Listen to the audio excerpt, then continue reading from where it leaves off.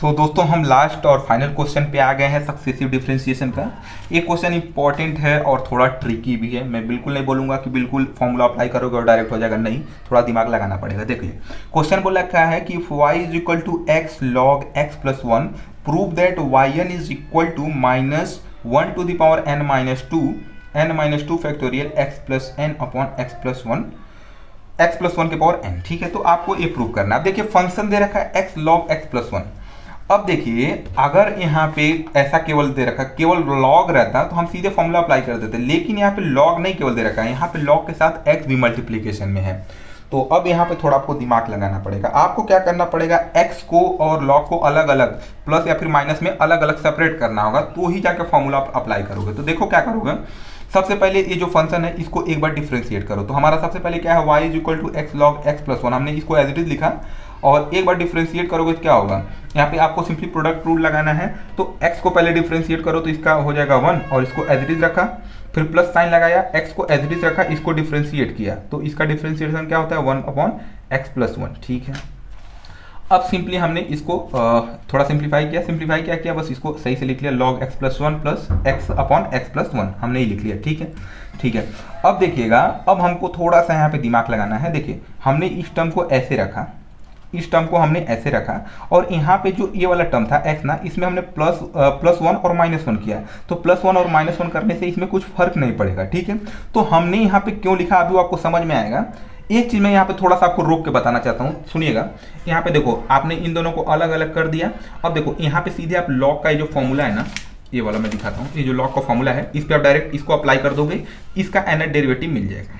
ठीक है, यहाँ पे जो है ये वाला फंक्शन, इस पे आपको क्या करना पड़ेगा, इस पे आपको पार्शियल फ्रैक्शन लगा सकते हो। ठीक है, पार्शियल फ्रैक्शन लगाने पे थोड़ा लेंदी जाता है, तो इसकी वजह से हमने प्लस वन माइनस वन किया।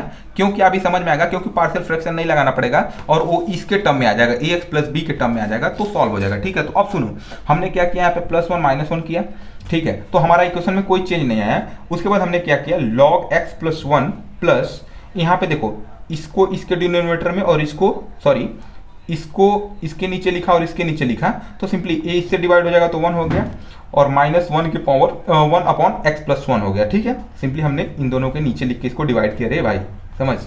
तो ये हो गया 1 minus one upon x plus one. ठीक है, तो ये हमारा यहाँ तक सिंप्लीफाई हो गया। ठीक है, तो हमने इसको ऐसे लिख दिया, y equal to log x plus one, bracket को हटा दिया, 1 minus one upon x plus one हमने लिख दिया। ठीक है, तो अब हमारा देखिएगा यहाँ तक हो गया। ये हमको, मैंने इसको इक्वेशन नंबर 1 बोल दिया।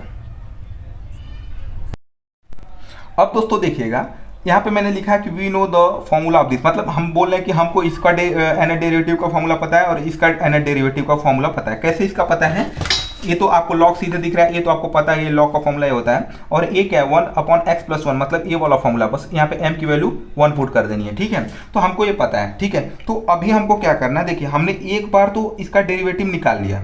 ठीक है, हमने इस फंक्शन का एक बार डेरिवेटिव निकाल लिया है।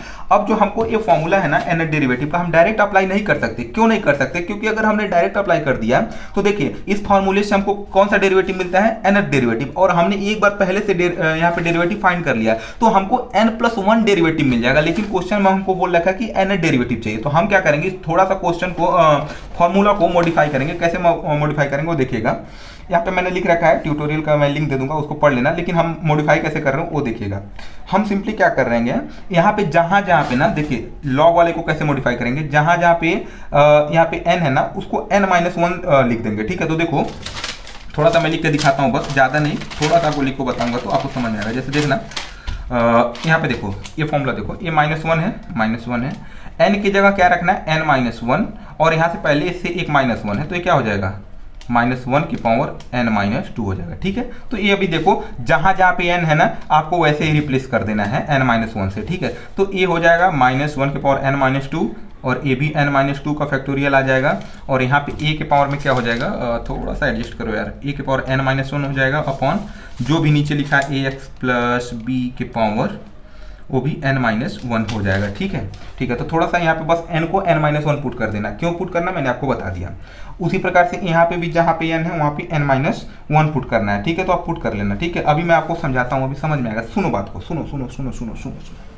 तो हमने क्या किया, सिंपली जब फॉर्मूले को मॉडिफाई किया तो कुछ इस टाइप से मॉडिफाई होके आ गया, -1 की पावर -1 की power n-2 n-2 factorial a to the power n-1 upon ax plus b की पावर n-1। ठीक है, अब इसके लिए भी फॉर्मूला मॉडिफाई करना पड़ेगा, तो क्या हो जाएगा, जहाँ पे n था उसको n-1 से रिप्लेस कर दिया, ये हमारा बन गया। ठीक है, अब एक चीज़ देखना है, यहाँ पे ध्यान रख के चलना भाई, यहाँ पे m की वैल्यू 1 भी पुट करना है, m की वैल्यू 1 भी पुट करना, क्यों, क्योंकि इसके पावर 1 है, तो m की वैल्यू 1 हो जाएगी, तो उसको कर लेना। अब हम सिंपली इस फॉर्मूले को अप्लाई करते हैं, तो जब फॉर्मूला आप अप्लाई करोगे, किस पे फॉर्मूला अप्लाई करना है, इस वाले फंक्शन पे, तो क्या मिलेगा, देखिए log x प्लस 1 है, तो आप सिंपली इसको क्या करोगे, देखो जब फॉर्मूला अप्लाई करोगे तो ये हो जाएगा -1 की पावर n-2, फॉर्मूला लगाओ n-2 फैक्टोरियल, ठीक है, n-2 factorial into a to the power n-2। तो यहाँ पे a की वैल्यू क्या है, यहाँ पे देखो a की वैल्यू क्या है, x का कोफिशिएंट क्या है 1, तो यहाँ पे सिंपली आप लिख दोगे 1 की पावर n-1 अपॉन यहाँ पे क्या है, यहाँ पे देखो x प्लस 1 है, तो यहाँ पे सीधा लिख दोगे x प्लस 1 की पावर n-1, फिर यहाँ पे जो 1 है इसका n टाइम डेरिवेटिव निकालोगे तो 0 हो जाएगा, तो मैंने यहाँ पे 0 लिखा, फिर यहाँ पे माइनस का साइन था तो मैंने माइनस का साइन लगाया, देन अब इसका फॉर्मूला अप्लाई कर दो, तो बस ये क्या हो जाएगा -1 की पावर n-1 फैक्टोरियल, और यहाँ पे देखिए x का कोफिशिएंट क्या था 1, मतलब a की वैल्यू क्या थी 1, तो बस 1 की power n-1 upon x plus 1 की पावर n, सिंपली ये आपका हो गया, फॉर्मूला अप्लाई हो गया। अभी भी आपका क्वेश्चन सॉल्व नहीं हुआ, फिर थोड़ा आपको करना पड़ेगा, क्या करना पड़ेगा, इक्वेशन को रीराइट करना पड़ेगा। कैसे करना पड़ेगा, अब देखिएगा दोस्तों, अभी पीछे जब हमने इसका एनर्ट डेरिवेटिव निकाला था तो हमको a मिला था, ठीक है, अब हमको क्या करना है, हमको -1 के पावर n-2 और n-2 फैक्टोरियल कॉमन लेना है, ठीक है। तो अब देखिए पहले वाले टर्म में यहाँ पे देखिएगा n-2 और n-2 फैक्टोरियल यहाँ पे तो मिल जा रहा है, लेकिन ये जो सेकेंड टर्म है ना, इसमें -1 के पावर n-2 और n-2 फैक्टोरियल नहीं मिल रहा है, तो आपको क्या करना पड़ेगा, उस टर्म को इधर इसमें बनाना पड़ेगा। अब कैसे बनाना आपको मैं बताता हूँ, देखिए इस वाले टर्म पे बस फोकस करिएगा, इस वाले टर्म पे, ठीक है, इस वाले टर्म पे फोकस करिएगा। देखिए कैसे हुआ, यहाँ पे हम क्या कर सकते हैं, जो -1 है इसको एज इट इज रखो। अब देखो यहाँ पे n-1 है ना, ठीक है, इसमें आप -1 कर दो, इस वाले टर्म में -1 करो, और यहाँ पे ऐसे लिखो -1 के पावर 1 लिखो, ठीक है। तो आप देखोगे ना मैंने ऐसे कैसे लिख पाया, मैं थोड़ा सा बताता हूँ, इधर देखो -1 के पावर पहले क्या था, n-1 था, ठीक है, हमने -1 के पावर एक बार 1 लिया और एक बार -1 के पावर क्या लिया, -1 लिया, ठीक है। तो देखो 1 और ये -1 के पावर -1, मतलब ये क्या है कि आप इसको इसके बट्टे में लिख सकते हो, मतलब अपॉन में लिख सकते हो, तो ये कैंसिल हो जाएगा, मतलब 1 हो जाएगा, तो इसका यहाँ पे इसे कोई प्रॉब्लम नहीं है, तो हम इसको ऐसे लिख सकते हैं। तो अब हमने क्या किया, अब देखिए बेस यहाँ पे हमारा सेम है, तो हम पावर को ऐड कर सकते हैं। तो देखो n-1 यहाँ पे था और एक माइनस यहाँ से आया, तो ये क्या हो जाएगा n-1, तो यहाँ पे ये हो जाएगा ऐसे, और इस वाले टर्म को हमने एज इट रखा, ठीक है। अब देखिएगा यहाँ पे जो n-1 फैक्टोरियल है ना, तो इसका फॉर्मूला होता है, अगर आपको कभी भी ऐसे दे रखा हो n फैक्टोरियल, तो यहाँ पे फॉर्मूला होता है कि आप लिख सकते हो n इंटू n-1 फैक्टोरियल, ठीक है।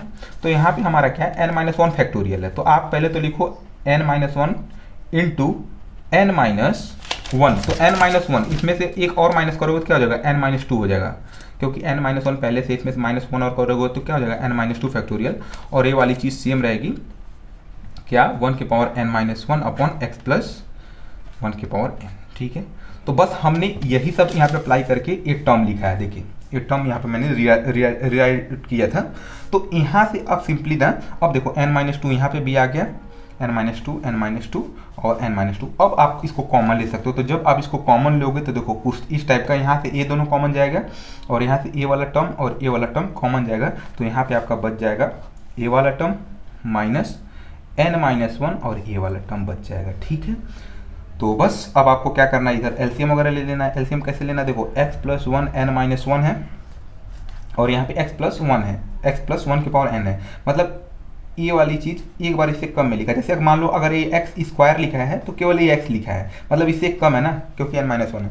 तो जब एलसीएम लोगे तो क्या हो जाएगा, यहाँ पे आ जाएगा और इसको आपको क्या करना पड़ेगा, सिंपली मल्टीप्लाई करना पड़ेगा, एक बार टर्म बच जाएगा। एलसीएम आपको लेने आता है ना तो आप समझ जाओगे। देखो x प्लस 1 के पावर n यहाँ पे लिखा, ठीक है। अब इससे जब इसको डिवाइड करोगे तो एक क्या होगा, यहाँ पे एक टर्म बच जाएगा x प्लस 1, तो वही एलसीएम में आ जाएगा यहाँ पे, इससे मल्टीप्लाई होकर x प्लस 1 प्लस ये इससे इसको डिवाइड करोगे तो कितने टाइम में डिवाइड होगा 1, तो बस इसमें ऊपर 1 से मल्टीप्लाई कर दोगे तो क्या हो जाएगा n-1।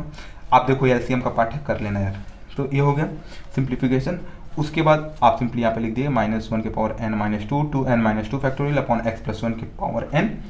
और ये जब आप इसको सिंप्लीफाई करोगे तो यहाँ से आपका जो है 1 कैंसिल हो जाएगा, ठीक है, और ये हो जाएगा x+n। तो आई होप सो दोस्तों समझ में आया होगा। बहुत ज़्यादा ट्रिकी क्वेश्चन है, अगर एक भी स्टेप गया तो पूरे मार्क्स जाएंगे। तो आप कोशिश क्या करना कि अब क्वेश्चन जैसे मान लो ये थर्ड या फोर्थ में जब आएगा तो आप देखना कि थर्ड वाले में है फोर्थ वाले में कौन सा इजी है, जो इजी रहेगा उसी को करना। अगर ऐसा क्वेश्चन आए तो पहले बार में आपको अवॉइड करना चाहिए, आपको कोशिश करना चाहिए दूसरा वाला क्वेश्चन सॉल्व करने का। अगर उसमें आपको नहीं आ रहा तो फिर इसमें हाथ डालिए, अदरवाइज इसमें हाथ डालना थोड़ा सा फुलिश वाला काम हो जाएगा, क्योंकि यार एग्जाम में इतना सब ध्यान रखना थोड़ा सा डिफिकल्ट होता है। बट अगर आप 2-4 बार प्रैक्टिस करोगे तो आई होप सो हो जाएगा। चलिए दोस्तों, मिलते हैं इसके नेक्स्ट वीडियो में।